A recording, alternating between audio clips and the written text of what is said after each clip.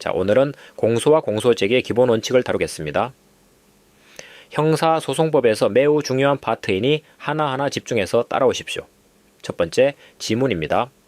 불법 구금 등 수사 절차에 심각한 위법이 존재하면 공소제기 절차도 무효가 된다는 내용입니다.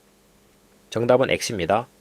수사 절차에 위법이 있다는 사정이 곧바로 공소제기 절차 자체를 무효로 만들지는 않습니다.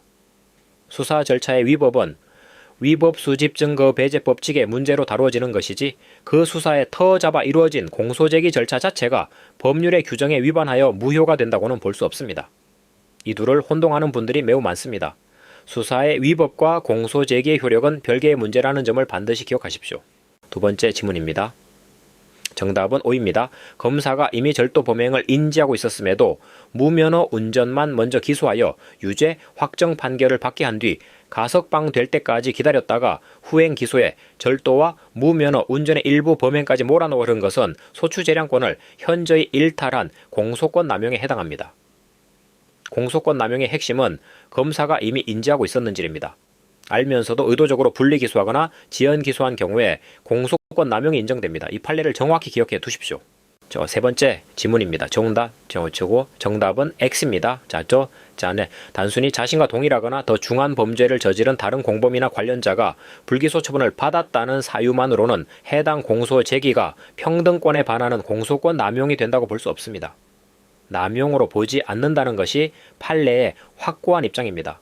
공소권 남용이 인정되려면 단순한 불평등을 넘어 소추재량권을 현저히 일탈한 자의적 기소임이 인정되어야 합니다. 두 번째 지문과 세 번째 지문을 비교해서 공소권 남용의 인정 기준을 정리해 두십시오. 네 번째 지문입니다. 정답은 O입니다. 기소 독점주의란 공소제기 권한이 오직 검색에만 있다는 원칙입니다. 그런데 즉결심판 절차법에 따르면 경찰서장이 즉결심판을 청구할 수 있습니다. 이것이 바로 기소 독점주의의 명백한 예외입니다. 기소 독점주의의 예외로는 즉결심판 청구권을 가진 경찰서장 그리고 고위공직자범죄수사처의 공소제기 권한 등이 있습니다. 다섯 번째 지문입니다. 정답은 O입니다. 공소장에 검사의 간인이 없다고 하여 곧바로 무효인 서류가 되는 것은 아닙니다. 공소장의 형식과 내용이 연속된 것으로 일체성이 인정되고 동일한 검사가 작성한 것으로 인정된다면 간인의 흠결만으로 효력이 없는 서류라고 볼 수 없습니다. 서류의 형식적 흠결이 있더라도 실질적으로 그 서류의 동일성과 연속성이 확인되면 효력을 부정하지 않는다는 것이 판례의 입장입니다. 간인 흠결 자체가 무효 사유가 되지 않는다는 점을 기억하십시오. 여섯 번째 지문입니다. 정답은 X입니다. 사문서 변조죄에서 변조 일시, 장소, 방법, 실행 행위자 등 범죄 구성 요건에 핵심 요소가 기재되지 않았다면 단순히 변조된 사문서 사본이 제출되어 있다는 사정만으로는 공소 사실이 특정된 것으로 볼 수 없습니다. 아홉 번째 지문과 비교해서 들으십시오.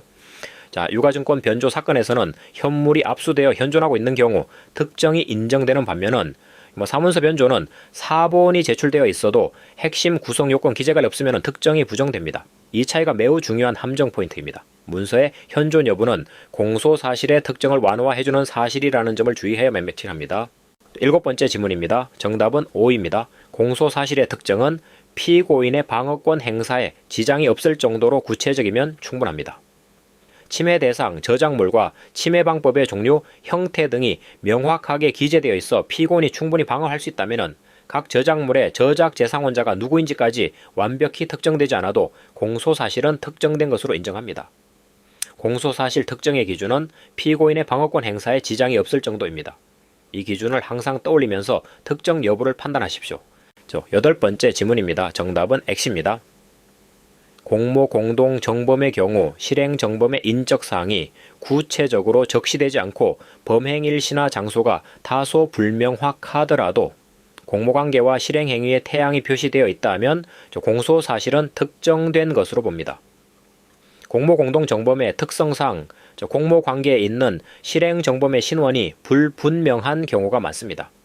그렇다고 하여 공소사실 특정을 부정하면 공모공동정범 기소 자체가 불가능해지므로 판례는 공모관계와 실행행위 태양의 기재로 충분하다고 보는 것입니다. 아홉 번째 지문입니다. 정답은 O입니다. 변조 위조된 유가증권이 압수되어 법원과 당사자 모두에게 현존하고 있는 경우 범행 일시, 장소, 방법이 다소 개괄적으로 기재되어 있더라도 공소 사실은 특정된 것으로 인정됩니다. 물건 자체가 현존한다는 것이 핵심입니다. 그 물건을 보면은 피고인이 어떤 행위에 대해 방어해야 하는지 알 수 있으므로 방어권 행사에 지장이 없다는 것입니다. 여섯 번째, 지문의 사문서 변조 사례와 대비하여 반드시 정리해 두십시오. 자, 10번째 지문입니다. 정답은 O입니다. 투약량, 투약방법, 투약일시, 투약 장소가 모두 불상이거나 지나치게 광범위하게 기재된 경우에는 피고인이 어떤 행위에 대해 방어해야 하는지 알 수가 없으므로 공소사실이 특정되지 않은 위법한 공소 기재에 해당합니다. 필로폰 투약 사건에서는 투약의 일시, 장소, 방법, 투약량 중 어느 하나라도 구체적으로 특정되어 있어야 합니다. 모든 요소가 불상이거나 지나치게 광범위하다면 특정이 부정됩니다. 마약 관련 공소사실 특정 문제에서 자주 출제되는 유형이니 기억해 두십시오.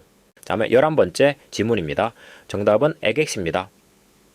공소 제기 시에는 공소사실의 동일성이 인정되지 않는 수개의 독립된 범죄 사실이라 하더라도 예비적 택일적 기재가 허용됩니다. 자, 여기서 매우 중요한 함정 포인트가 있습니다. 공소 제기 후 공소 장병형 시에는 원칙에 따라 반드시 공소사실의 동일성이 있어야만 가능합니다. 즉 최초 공소 제기 시에는 동일성이 없는 수개의 범죄 사실도 예비적 택일적으로 기재할 수 있지만 공소 제기 후 공소장 변경은 동일성을 요구합니다. 공소 제기와 공소장 변경의 요건을 혼동하지 않도록 주의하십시오. 그것과 12번째 지문입니다. 정답은 O입니다. 자, 포괄 일죄의 관계에 있는 범죄 사이에 확정 판결이 개입하게 되면은 그 확정 판결 이후의 범행은 확정 판결 이전의 범행과 포괄 일죄의 관계가 단절됩니다. 즉 A와 B 사이에 C에 대한 확정 판결이 끼어들면은 B는 A와 동일성이 분단되어 완전히 별개의 범죄가 됩니다. 따라서 B는 공소 장변경으로 추가할 수 없고 별도로 공소를 제기해야 합니다. 자, 오늘 12개의 지문을 모두 정리했습니다. 핵심을 요약하겠습니다. 첫째, 수사 절차의 위법과 공소 제기의 효력은 별개입니다. 둘째, 공소권 남용은 검사가 이미 인지하고 있으면서 의도적으로 소추재량을 현저히 일탈한 경우에만 인정됩니다. 셋째, 공소사실의 특정은 피고인의 방어권 행사에 지장이 없을 정도면 충분하며 물건이 현존하는 경우에는 일시, 장소, 방법이 다소 불명확해도 특정이 인정됩니다.